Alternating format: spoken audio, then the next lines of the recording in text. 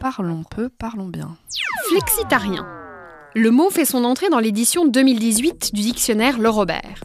Créé dans les années 1990 aux États-Unis, il est issu de la rencontre de deux mots, flexible et végétarien. Mais qu'est-ce qu'un végétarien flexible ou végétarien pas tout à fait végétarien ? Un flexitarien consomme surtout des végétaux, mais il lui arrive de faire une entorse au régime et de manger par envie ou parce que c'est pratique de la viande ou du poisson.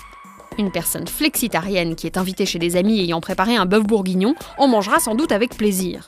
Lorsqu'on est flexitarien, on adhère aux convictions des végétariens, notamment l'attention à l'environnement et à la santé, ainsi qu'à la maltraitance animale. Néanmoins, il n'est pas question de supprimer sa consommation de viande, mais de la limiter en conscience. C'est là que se situe la fameuse flexibilité. On n'associe jamais deux mots par hasard. L'un doit avoir un impact sur l'autre. En l'occurrence, flexible est là pour assouplir végétarien. C'est la définition du mot flexible, souple, adaptable.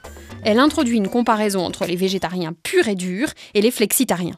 Ainsi, le mot flexitarien donne l'impression que le végétarisme est une doctrine rigide et radicale qui aurait besoin d'être assouplie. Sous-entendu, détends-toi, tu peux bien manger un lardon, ça va pas te tuer.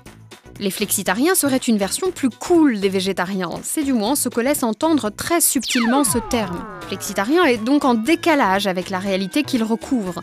Et au bout du compte, il ressemble davantage à un concept publicitaire qu'à une réflexion sincère sur un mode de consommation en accord avec l'évolution du monde.